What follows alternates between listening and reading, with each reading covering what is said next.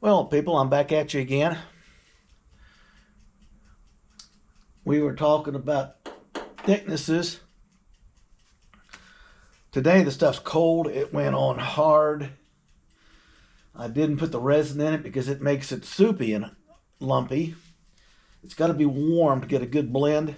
So I went straight filler, which is a good product. Okay. So you can get up here and let you see right down the body line. Maybe I ought to get it so it's level right down the body line. That would probably help a little bit, wouldn't it? Put the first coat on to fill it in, because the one underneath it was 1/4 resin, 3/4 filler, and it was soupy. I had cardboard laying down. That stuff just, you couldn't stop it. You put it on, it would just run, and you would work it. And then what you do is you take your squeegee and get it set up where you want it, and just radius your flare or what you're working on, and it'll run out. Don't touch it, and it'll be harder than normal filler because of the fiberglass resin, and because it's thinned down, you can put it almost down to a razor's edge. So I go from the outer edge. You'll see me clean these all the time. That's why. Use this as my guide and run it. The next one will come up 5 inches. It'll barely be a 1/16 of an inch thick. That's the reason I get all the runoff I get off, because I'm not trying to pack it on. I'm trying to keep it lean and mean. Got a little touch-up glue right there. See, I don't know if you could see that on the camera when I did that. Right down here. Okay. The guy, I was got a complaint saying, "Hey, you need to please keep the camera on what you're talking about." I'm working on. I get so far ahead of myself, people, that I'm not thinking, because I'm trying to race this project. I got 2 weeks of good weather that they forecast anyway, and I want to get this thing in the rough, which means sanded down, everything filled in body wise, everything pretty much where it belongs. Hit it with some primer, and then I want to roll it outside on its wheels, get some pictures of it, let everybody see her in daylight. I got to scrape the stuff off the floor of the garage, blow all the dust till it settles, get my benches cleaned off, and then get my Turd Sucker 2000 mouse house removal tool out. And it's got a HEPA filter in it. It'll suck all this dust and stuff up, and none of it will end up in the air. I still wear a mask just for whatever's. See, this line's gone now. This is the impact. I'm going to have to do a touch up right here. See where it's dark? This panel's tweaked just a little bit from the impact of the accident, and I tapped it a little bit with the hammer and worked it, and I had it down close, so I still got right here. The old flare system hit it, but I'm not using it. I cut them off. They're off to the scrapyard. So I'll feather fill this with this, because this will be up 5 inches. It'll wipe right over there, over this thing here too, and come down, because I'll take that squeegee and flex it. Okay, I've got one here. Let me grab it.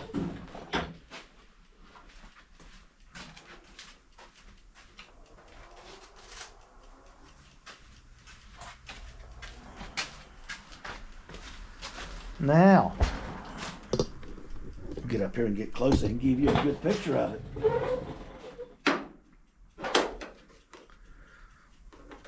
So I'm not adding much to it.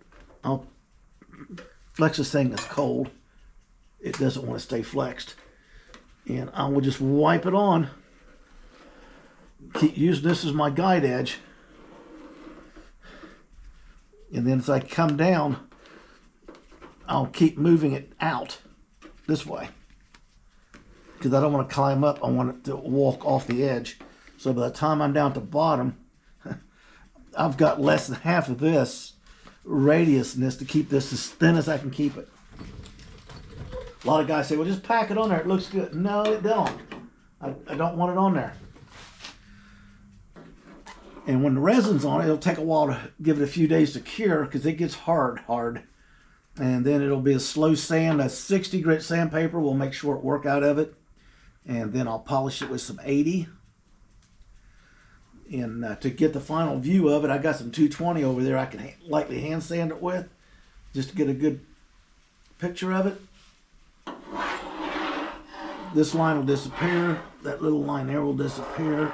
This will all disappear. That's where I put my sloppy ass palm of my hand. Isn't that wonderful? Okay. You can see I sanded that door. Other than the shadows, I'm not even sure if you can see the shadows. I can barely see them, and I know where to look. Anyway, there's a couple darker shadows on that door.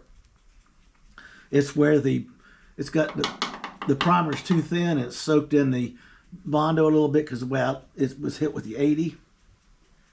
And so you can still see the outlines of the stuff, but if you rub your hand across it while it's dry, it's totally smooth. If I'd coat it again, it would disappear.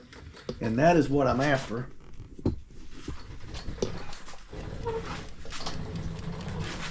Now I did some more work back here. Got a spot there. Got a little spot. I got to sand this down and add some more there. Constantly adding to it, but I'm also removing stuff constantly. This is the one I smacked right here. Knocked it that way, so I had to tap it back around, re-weld it. I had to re-weld after I hit it here. So this will get filled. It's still tacky. I just did it. And then this next time it'll come out farther. I'll sand this down and radius this one out farther, and then give myself something to radius it to, and then I'll sand it like I'm doing that one over there so they match.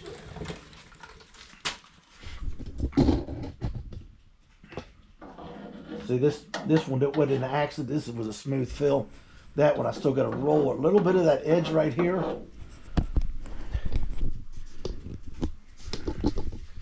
Same thing. See how thin that is?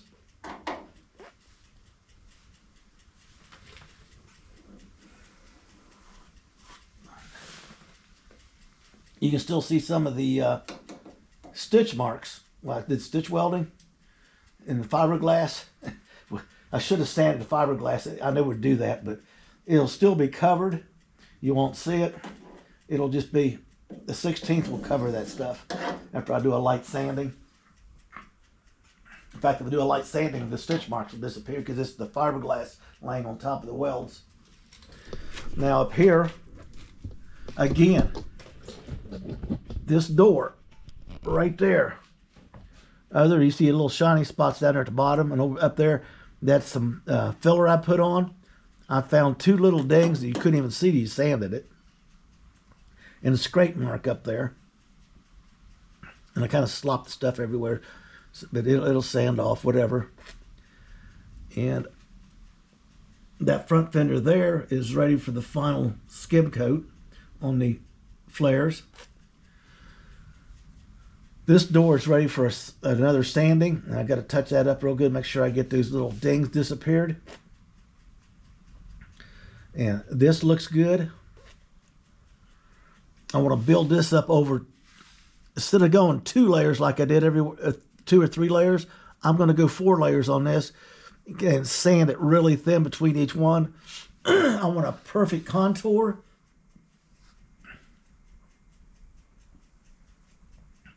And I want to keep a good mechanical bond between them, because anything's going to be getting a beating is the door getting open and shut.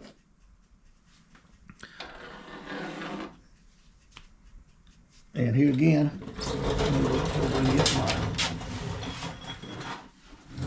here's my fly, my bobber.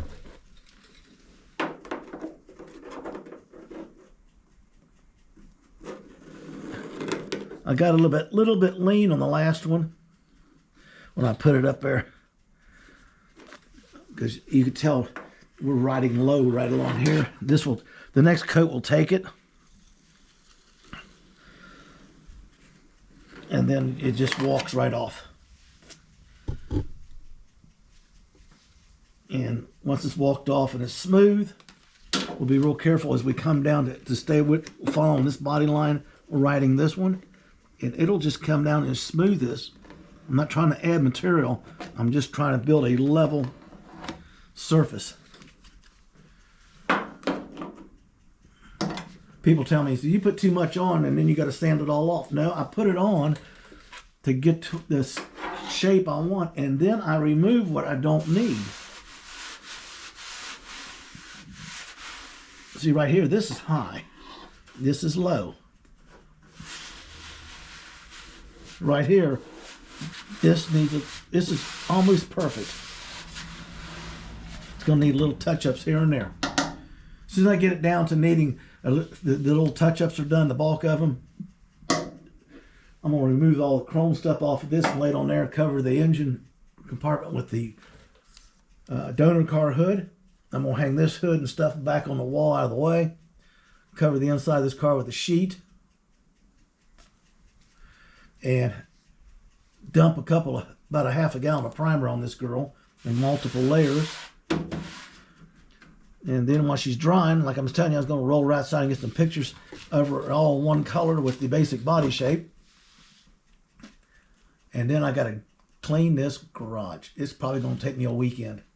I'll blow all the dust down, blow everything off, put all the body stuff over in the body shop corner. I keep it separate from the other stuff. I don't like my greasy stuff near my body working stuff. So I'm going to go back working on brakes, followed with fuel line, transmission lines, and then I want to run the wire for the fuel pump and the 5-wire to the trunk, as we discussed. You know, for the left turn signal, right turn signal, brake lights, tail lights, and backup lights.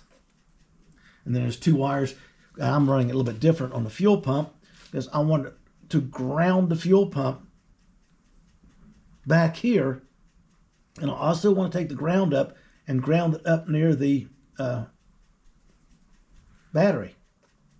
Now the good thing to do that to the battery is, in fact, the battery is right here, so the ground wire doesn't have to go very far. I just have to strap a rubberized 12-wire. I might be wrong. From the fuel pump going up, and then the ground wire comes over and ties in. And I'll probably put in a metal battery box tray and stuff to bolt the battery to, and I will bolt the fuel pump wire to the battery negative. And then I'll be running a negative from there up to the engine compartment and grounding a bunch of stuff up there. Glad I'm not doing that. So in 2 weeks, I want this thing rolled out of here in primer. Everything except for the trunk and the hood, the one-off hood I have to make. Because I need to get it cleaned, because I'm not rolling around in this dirt. And it's about 1/8 of an inch thick everywhere or more. Like I'm saying, get it clean. I'll get under there and start getting all this stuff done. I'm thinking this Sunday do that foam, watching the temperature and the rust proofing on the fender wells, so I can put the tires on it. I can cover them up when we do the primering.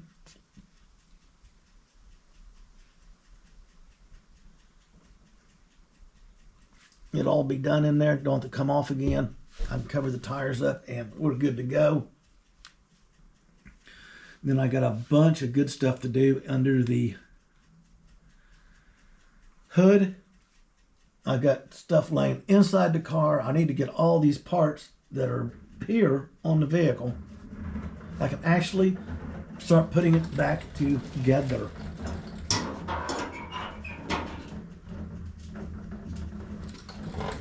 Sometime after Christmas, I want to be in a position to have the standalone wiring harness in it and turn the key and get this bitch to run. She's going to be a nasty little girl with an attitude, because I can put fuel in the fuel tank, put a battery in it, everything will be wired up. I'll get all the new wiring into the steering column. This steering column has the high beams the turn signals, the low beams, the horn. Oh, that's on one switch. They got carried away wiring stuff on the switch. Get all new switches in because these I don't trust, and get them stubbed out of the steering box so they can be completed and wired up from there. Since I'm not doing the gauges and stuff, somebody else is. I just need to get the wire in to make the job easier, especially when it comes to wiring the lights and stuff. The wire's in. Nothing will be done back here due to the fact that the car will be painted before the tail lights and all that stuff gets installed. The